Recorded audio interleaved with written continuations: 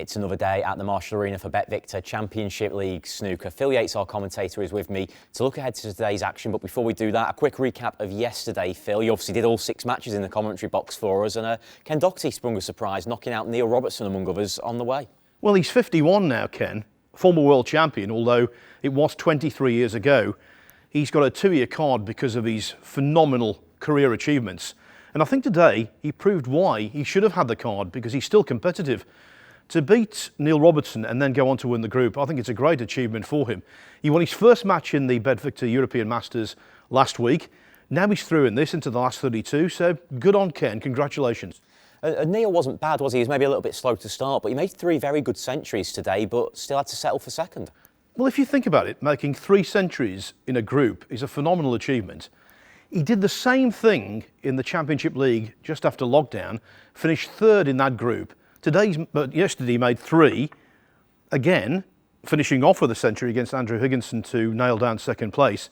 And yet he's got nothing for it in terms of progress. So 3rd in one group, 2nd in another, 3 centuries in both, and he's out. I know you wouldn't have seen much of this because you were commentating on table 1 all day, but on table 2, Anthony McGill was the seed. But another surprise result because Alexander Ursenbacher went through. Yes, Anthony McGill finishing last in the end because Lucas Glecker's got 3rd place with a superior break.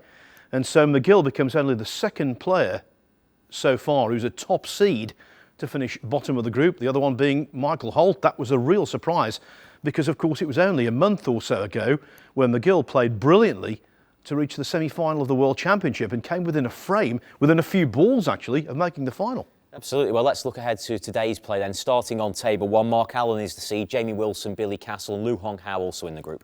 Yes, Billy Castle, former English amateur champion, very capable. Lu Honghao, one of his notable records is the fact he's only one of 2 players to have been beaten 10-0 at the Crucible, but he's better than that. He's a capable sort. Mark Allen made 9 centuries in the European Masters last week, including 4 in succession against Ken Doherty, so he's clearly in form.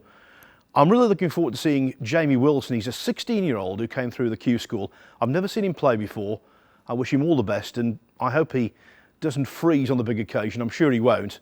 And let's see how he can perform. Actually, just a quick word on some of the rookies, because we saw in the first week of this, before the European Masters, a few players the likes of Aaron Hill and Peter Devlin coming through the doors here. They very quickly get 3 matches against experienced tour players on the TV table, and that clearly stood them in good stead the following week. Absolutely, and not just Aaron Hill, who of course had that sensational result in beating Ronnie O'Sullivan. Peter Devlin, he was well ahead against Mark Williams. Williams came back to 4 each in the European Masters. Devlin made a century in the decider. And Pang Junsu played brilliantly, beat Barry Hawkins, did really well in the European Masters. And I think you have to put that down to the fact they had that exposure, that experience of playing not just in these conditions, but also in front of the cameras. You can't buy that. And I think that really stood them in really good stead for the tournament the week after. Of course, the rookies involved in this week of the Championship League, well, they're playing in this tournament for the first time, having played in the European Masters when they're still a little bit green. Absolutely. Well, just before we go, a quick look at table 2. Of course, your commentary colleague, Peter Lyons, is coming out of the box today to play over on table 2. Also in that group, Sonny Akani, Lee Walker, and the fastest player on tour, Thepchai Runu. Yeah, I think in average shot time last season, Lee Walker was the slowest. So it's a group of contrasts.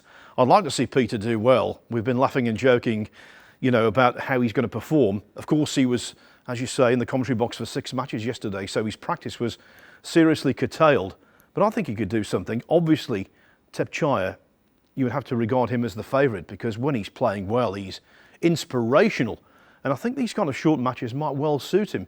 So Thepchai are the favourite, but I think all 4 of them could top the group quite easily. Well, absolutely, Phil. And of course, a little bit of an omen for Peter Lyons because already in the commentary box alongside yourself and Dave Hendon, we've seen Ken Doherty and Dominic Dale progress to the next stage. So maybe an omen there for Peter Lyons. All the action starts at 11 a.m. We're on Free Sports in the UK and globally at Matchroom.live.